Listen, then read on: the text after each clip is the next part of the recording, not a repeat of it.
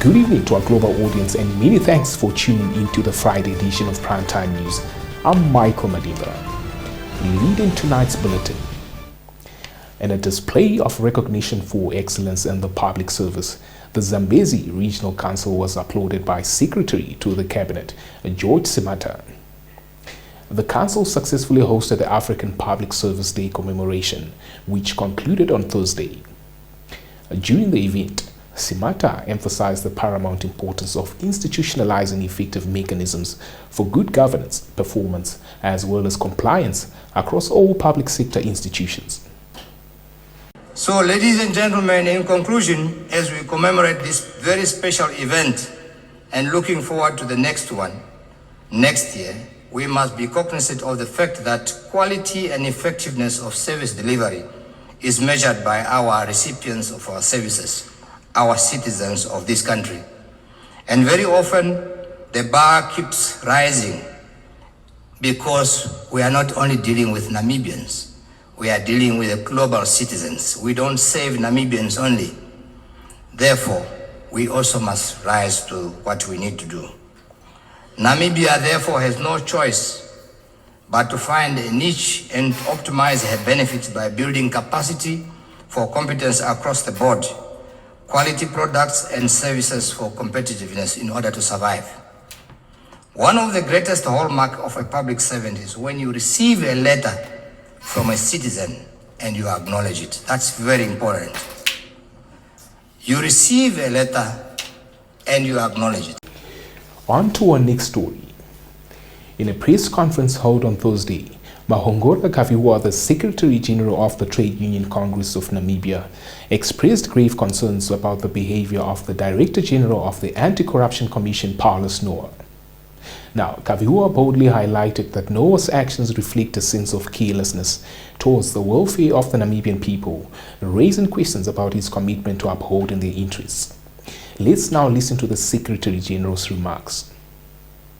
The Anti-Corruption Commission, Director General, who's behaving that he cares less about his work, he cares less about the Namibian people, and he disrespects the opinion of other Namibian people, especially by clearing Mulunga that Mulunga did something wrong. He did something illegal. But the way he did illegal things, it was in his interest of the country.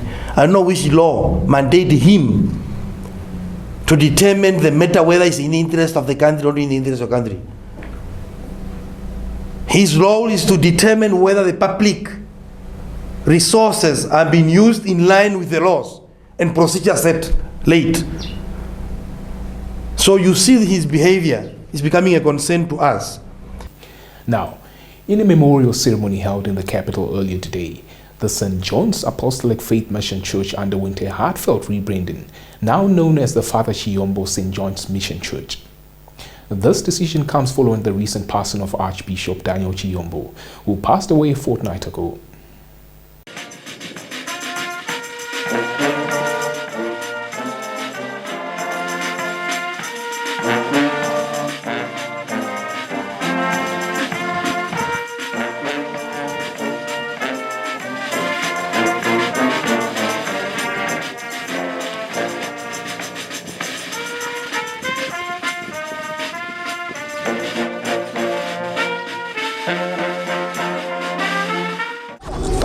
The renaming of the church after its founder, who is the late Archbishop PDK Chiyombo, has come at the time that we are mourning his death and celebrating the life of this great man. The man who has served the Almighty God his entire lifetime. Senior Bishop, members of the congregation, allow me to take you through a short background of the late Archbishop PDK Chiyombo and the establishment of the St. John's Apostolic Faith Mission in Namibia as sourced by Sada Meyer in the book History of Churches in Namibia, 1805 to 1990, written by G.L. Buys and S.V.V. Nambala. Shifting our focus to political matters. In a statement, Popular Democratic Movement PDM leader Mark Henry Venani raised concerns about what he perceives as meaningless foreign travels by politicians, including members of parliament. During a recent address, the PDM president emphasized that these frequent trips taken under the guise of understudy missions have become a matter of apprehension for the entire nation. According to Venani, such practices have adverse effects on the country as a whole, diverting valuable resources and attention away from pressing domestic issues. We now bring you more of Mark Henry Venani's remarks in the following insert. And you are seeing a tendency in this country where politicians travel to countries in the name of understudy. How many understudy visits have we undertaken in our lives? From these understudies, what have we learned from it? I want to speak to the conscience of the Speaker of Parliament that these understudies must be valued on whether they are going to benefit the country. Because I know of politicians. No, we are in Vietnam, we are understudying agriculture. We are in Singapore, we are understanding this. We are understudying this. How long do we want to understudy? Surely we have taken 20 understudy missions at Parliament. That understudy mission should have presented reports that has changed the lives of our people. So I'm not saying opposition or MPs should not get SNT. But I'm against this traveling that has no meaning to the developmental trajectory of our country. You can't just go everywhere to understudy people. Stay tuned for the business segment.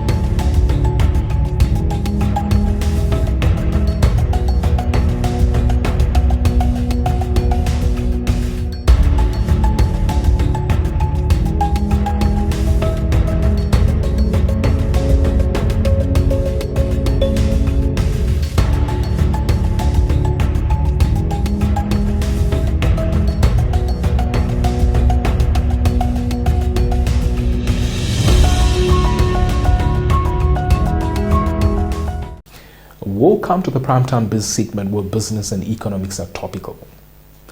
In a significant development at the Tsumeb municipality, local authority councillors convened on Wednesday to present their capital and expenditure budget for the upcoming fiscal year 2023 to 2024. During the session, the councillors collectively approved a substantial increase in charges for certain services provided to the town's residents. We now delve into the details of the budgetary changes and explore the potential implications of these adjustments on the town's economy and its residents. The town's mayor, Matthews Hangula, tabled the 171.5 million Namibian dollars budget, which was supported by the other 6 councillors. Hangula, in his official budget statement seen by number, said that Tsumeb Municipal Council is fully aware of the high prices of daily bread and electricity units, which continue to threaten the survival of many households and businesses. He said, however, in order to strike a balance between the needs of the residents and the town's future plans, the municipality is left with no choice but to increase the prices of some services in order to generate revenue to sustain the fast-growing town of Tsumeb. A total of 60 million Namibian dollars will therefore be earmarked for the infrastructure projects, while 78 million Namibian dollars has been budgeted for capital expenditure. In this regard, a financial implication on consumers should be expected as the council would like to announce the approved new tariffs. The mayor further gave updates on the new open market project under construction at the town, saying it will be officially inaugurated on the 4th of August 2023. Reporting for Primetime News, Diana Kauta. Now, during an engagement meeting between the minister and his delegation with the members of the Karas Regional Business Community, Finance and Public Enterprises Minister Ipumbu Shimi urged them to be vigilant and report nepotism and any unfair practices in the tender awarding process. His call came in response to allegations raised by participants at the meeting who claimed that certain individuals were being earmarked for tenders in the region. Our correspondent in the region, Suzette Chitaura, compiled the story. Shimi made the call during an engagement meeting between the Karas Region Business Community and the minister and his delegation after participants at the meeting alleged that there are certain individuals that are earmarked for tenders in the region.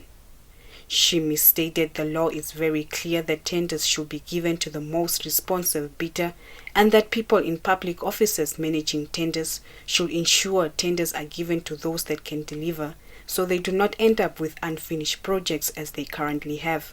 He further stated they should know that they are not there to give tenders to their friends, and if that happens and they have proof of such activities, that is a violation of the law and they can report to the ministry. Reporting for Primetime News, Diana Kauta. We've come to the end of our top segment for tonight, but before we move on to the Econ Roundup, let's take a moment to check the weather outlook for tomorrow.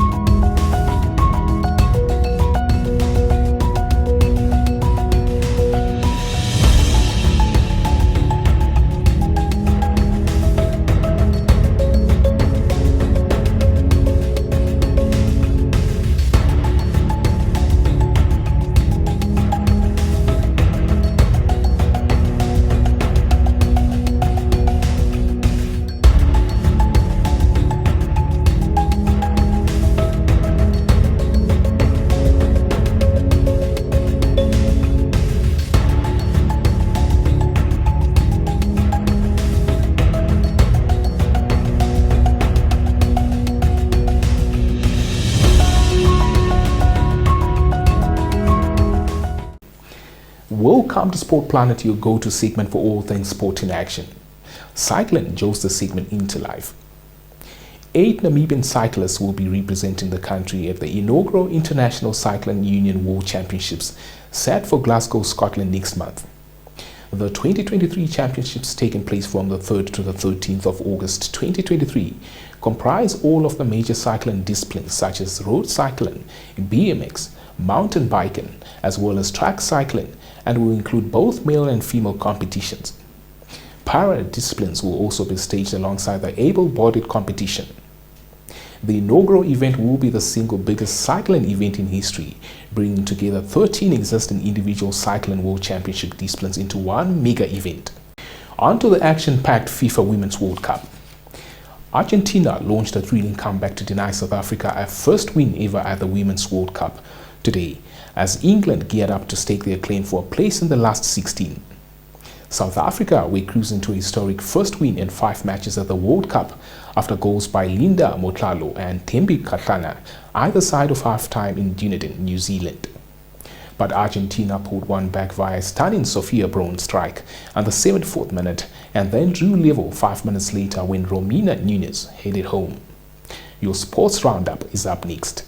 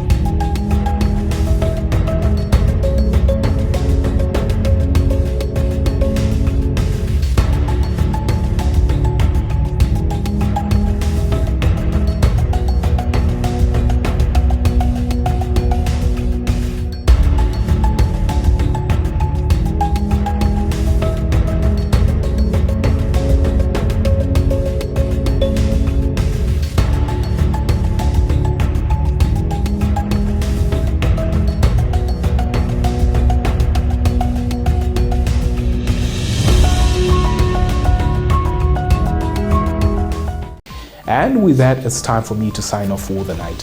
Thank you for choosing Primetime News as your trusted source of information. We appreciate your continued viewership. Before we go, we'd like to remind our viewers to subscribe for daily updates, ensuring you never miss out on the latest news and stories. Feel free to engage with us in the comment section, as your feedback helps our dedicated team to enhance the quality and relevance of Primetime News. We will be back on Monday with more news and insights. Otherwise, from myself, Michael Madimba, and the entire dedicated team, we wish you a blessed weekend. Good night.